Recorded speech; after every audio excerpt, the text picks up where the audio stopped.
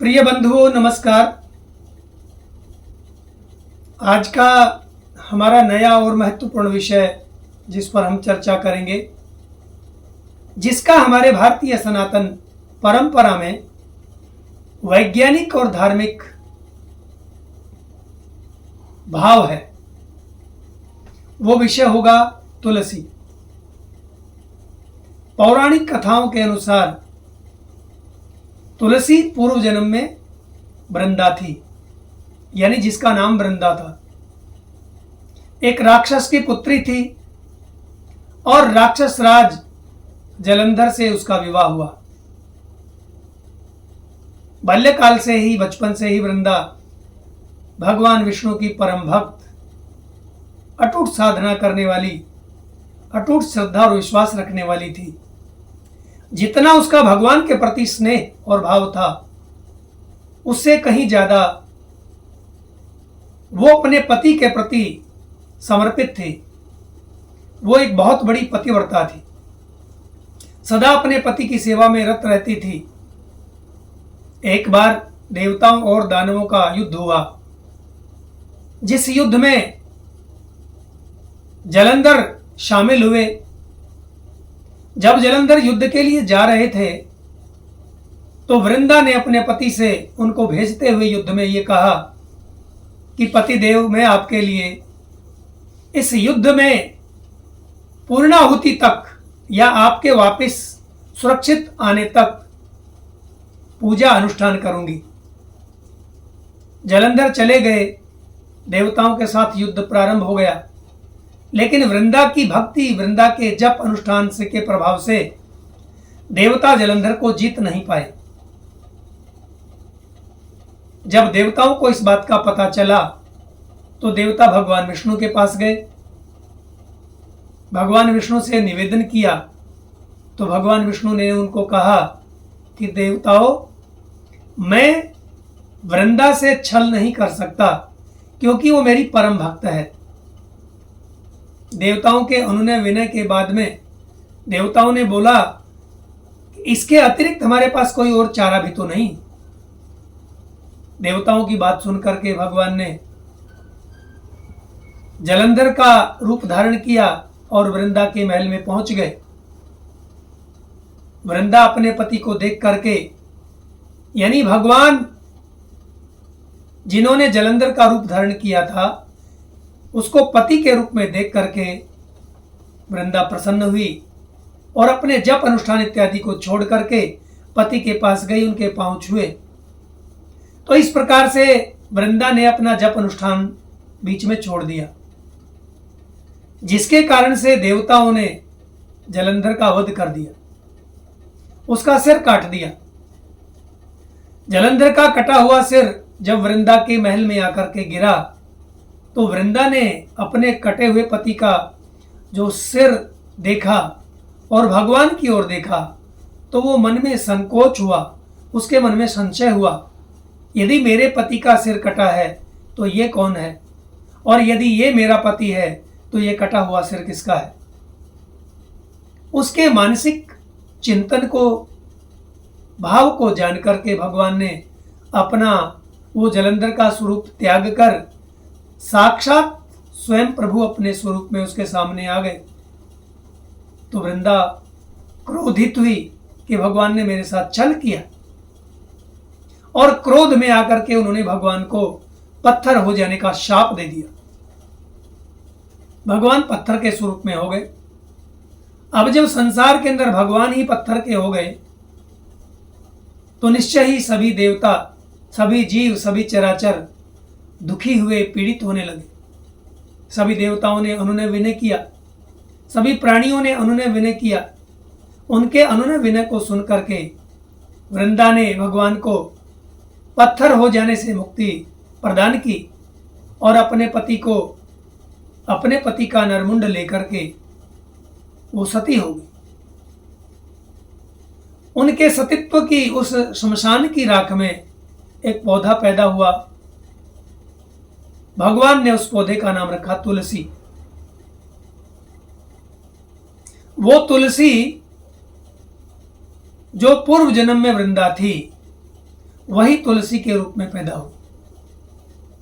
और जो पत्थर थे भगवान, वो भगवान शालिग्राम के रूप में प्रसिद्ध हुए। इसलिए भक्तजन तुलसी का विवाह देवोत्थानी एकादशी को भगवान शालिग्राम के साथ करवाते हैं। विद्वानों के अनुसार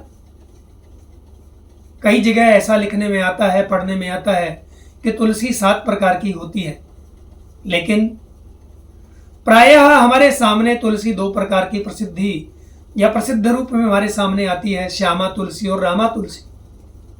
वैसे तो तुलसी धार्मिक और वैज्ञानिक कारणों से औषधीय गुणों से भरपूर है, तथापि जो श्यामा तुलसी होती है वो कहीं ज्यादा औषधीय गुणों से भरपूर है। अब मैं आपके सामने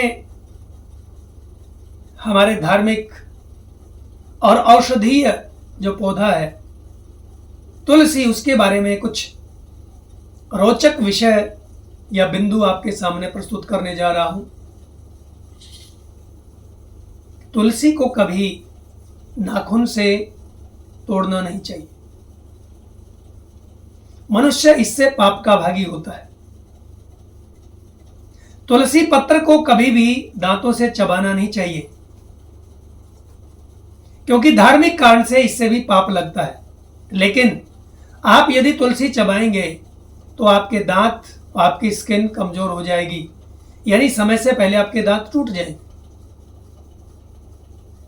निश्चित रूप से तुलसी की माला जो वैष्णव हैं, विष्णु भक्त हैं, वो तुलसी की माला धारण करते हैं। वैज्ञानिक मान्यता के अनुसार तुलसी के अंदर वो गुण होता है जिसके कारण से बच्चों को टॉन्सिल्स नहीं होते, गला नहीं होता, गले के रोग नहीं होते। तुलसी से निश्चित रूप से तुलसी दल का हर रोज 2-3 पत्ते साबुत मुंह में रख करके पानी के साथ प्रातः पेट साफ होने के बाद हम यदि गटक लें, यदि खा लें, तो निश्चित रूप से ऐसा बताते हैं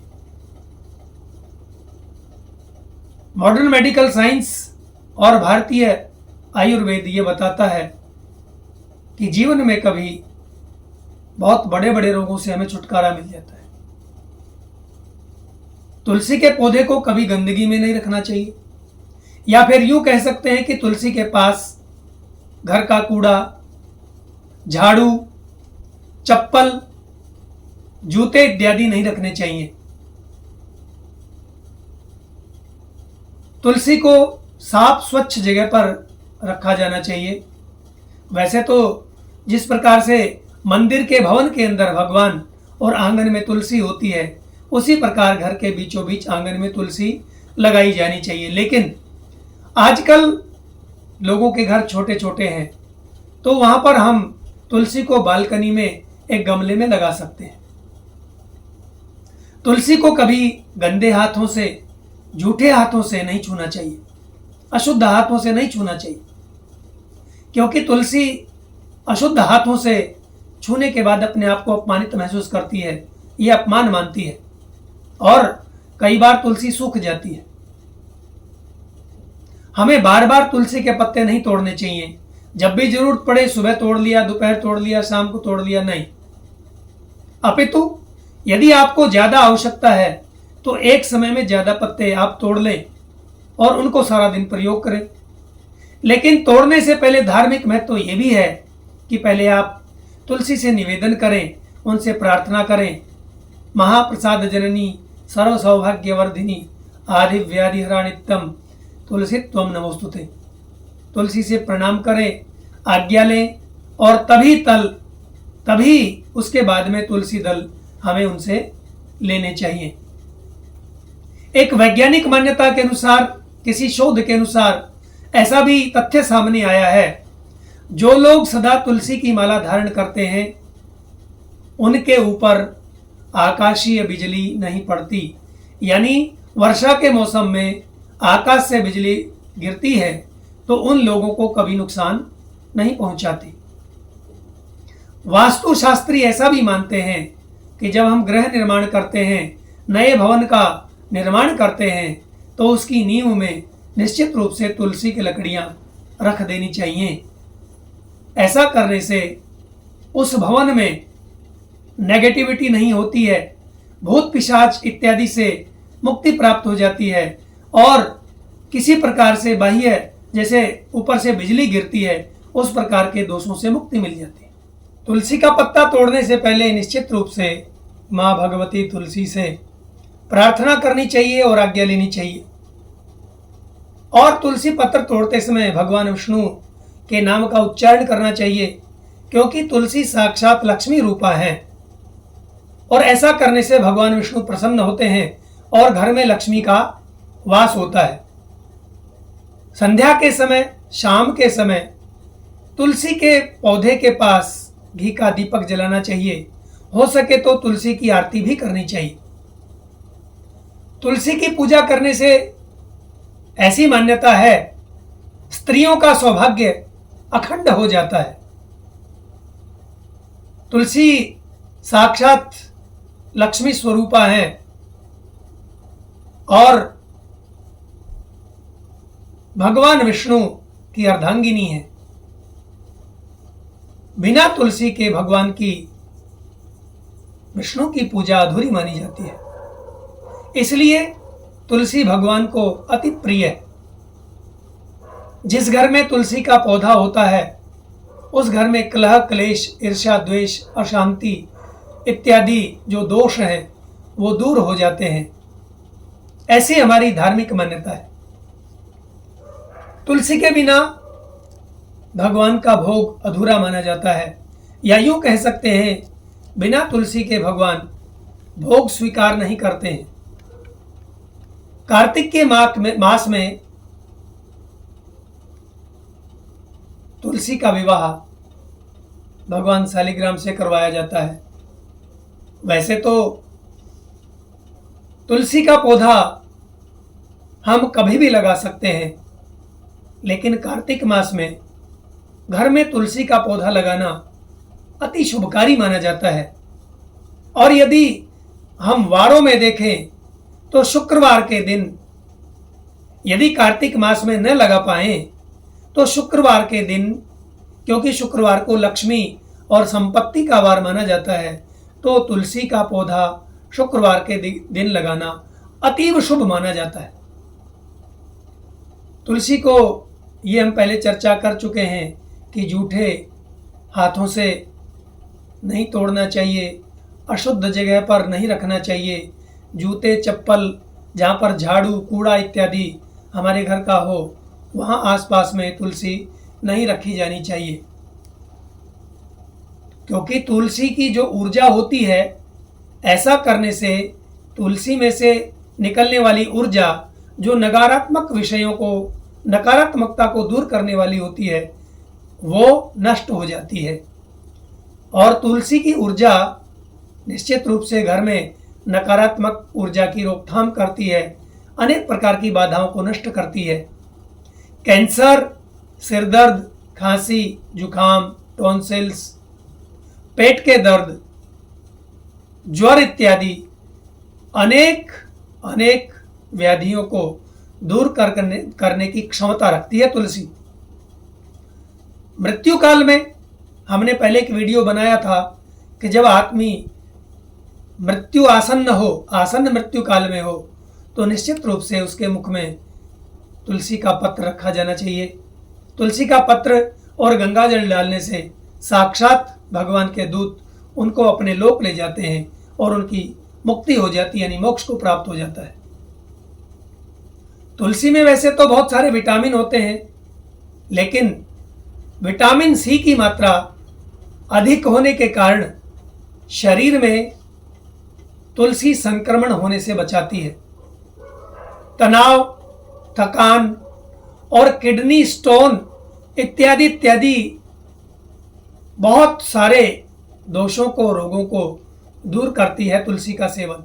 तुलसी के आसपास सकारात्मक ऊर्जा का वास होता है और तुलसी एंटीबैक्टीरियल, एंटी फंगल और एंटीबायोटिक जैसी सामर्थ्य को अपने अंदर धारण करती है। हर रोज तुलसी का पत्र या तुलसी का सेवन करने से शारीरिक ऊर्जा का संचार होता है, शारीरिक ऊर्जा का प्रवाह निरंतर बना रहता है, संतुलित बना रहता है। ये तुलसी के अंदर एक विशेष महत्व होता है। एक बहुत बड़ी रिसर्च के अनुसार तुलसी व्यक्ति के डीएनए को हानि पहुंचाने से बचाती है।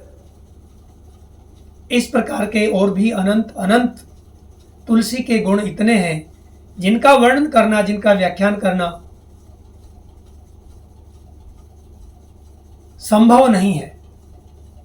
अतः सभी धर्म प्रेमियों से, सभी सनातनियों से ये अनुरोध है कि घर में तुलसी अवश्य रखें, क्योंकि भगवान श्री राम के दूत हनुमान जी जब लंका में गए थे तो वहां पर भी उस लंका के अंदर निशाचरों के बीच में केवल और केवल तुलसी के पौधे को देख करके ही उन्होंने विभीषण की पहचान की थी।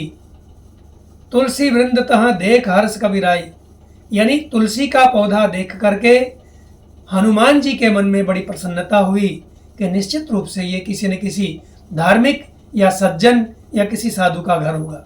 इस प्रकार तुलसी जीवन हमारे जीवन की अमूल्य निधि है और यह धार्मिक और वैज्ञानिक निश्चित रूप से परंपराओं और गुणों से परिपूर्ण है।